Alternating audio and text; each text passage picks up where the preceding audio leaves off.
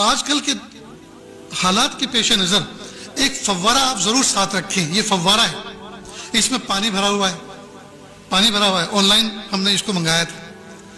اس کا فائدہ یہ ہے کہ آدمی اگر حرم میں بیٹھا ہوا ہے اور اس کا وضو ٹوٹ گیا, اب اگر آپ حرم سے باہر نکل کر واپس جانا چاہیں تو یہ ممکن ہی نہیں, پولیس والے جانے نہیں دیتے, بھیڑ اتنی ہے.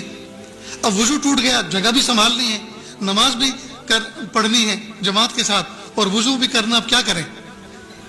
تو آپ ایسا اپنے ہینڈ پرس کے اندر ساتھ میں ہر وقت پانی بھر کے رکھیں اور اس سے آپ وضو کر لیں. اس سے وضو کرنے کا طریقہ بہت آسان ہے. جیسے میرا کندھے کا رومال ہے, یہ چھوٹا سا جو نیپکن آتا ہے تھوڑا موٹے والا, وہ اپنے ساتھ ہر وقت رکھیں, اس کو گود میں بچھا لیں, ٹھیک, اور آستین چڑھائیں. اور اس سے وضو کرنے کا طریقہ یہ ہے کہ وضو میں سب سے پہلے کلی کی جاتی, ہاتھ دھوئے جاتے ہیں, ٹھیک, اس کے بعد کلی کی جاتی ہے, ناک میں پانی ڈالا جاتا ہے, لیکن یہ فرض نہیں ہے. یہ اگر نہیں بھی ہوگا تو بھی وضو ہو جائے گا. سب سے پہلا فریضہ کیا ہے؟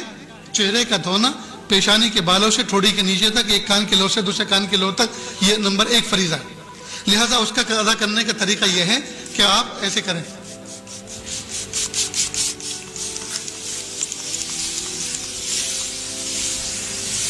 دیکھو میرا منہ بھیگ گیا نا, اس کو میں نے مل لیا. اور شریعت کا فقہ کا اصول یہ ہے, جس عضو کو دھونا ہے اگر اس میں سے 1-2 قطرہ پانی ٹپک گیا تو وہ دھلا ہوا سمجھا جائے گا. یہ تو قطرات تو ٹپک گئے تو چہرہ دھل گیا. اب ہاتھ دھونا ہے جی. دوسرا فریضہ انگلیوں سے لے کر کوہنی تک, کوہنی سمیت اپنا پورا ہاتھ دھونا, دونوں ہاتھ دھونا. تو اس کا طریقہ یہ ہے کہ آپ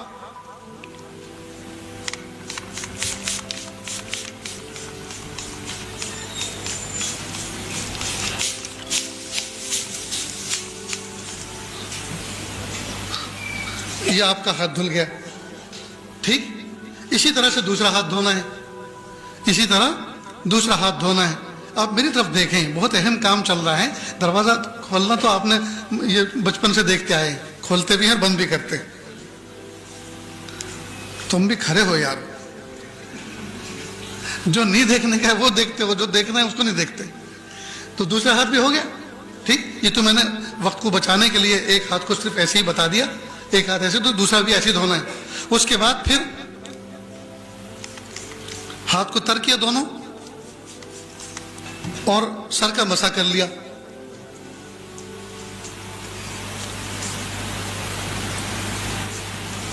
ہو گیا مسح. اسی طرح دونوں پیر کو دونوں. اب نہ دریا بہا, نہ نالی چلی, نہ جو ہے کسی کو کراہت ہوئی, آسانی کے ساتھ بیٹھے بٹھائے اپنی جگہ پہ حرم میں آپ نے وضو کر لیا. ایسا ہی آپ جہاز میں کر سکتے ہیں, ایسا ہی آپ بس میں کر سکتے ہیں, ایسا ہی آپ ٹرین میں کر سکتے ہیں, اور ایسا ہی آپ ہر مجمع میں کر سکتے ہیں, اور آپ باوضو رہیں گے. سمجھ گئے دوستو؟ تو آپ اس طرح کا پرچیز کر لیں, اپنے ساتھ بھی رکھیں.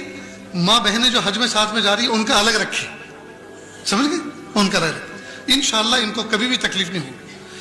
میرے دوستو, سفر میں کوشش اس بات کی کریں کھانے پینے پہ کنٹرول ہو. دیکھو آپ بھوک برداشت کر سکتے ہیں, لیکن کھانے کے بعد جب استنجے کا تقاضا ہوتا ہے, اگر مناسب جگہ نہ ملی تو وہ برداشت نہیں کر سکتے. بھوک برداشت کرنا آسان ہے, لیکن کھانے کے بعد جو استنجے کی ضرورت پیش آتی ہے, اس کا اگر مناسب موقع اور مناسب جگہ نہ ملی آدمی پریشان ہو جاتا ہے. تو کھانے پہ کنٹرول رکھیں. خاص طور سے حج کے 5 دنوں کے اندر کم سے کم کھائیں, تاکہ آپ کو زیادہ سے زیادہ ٹوائلٹ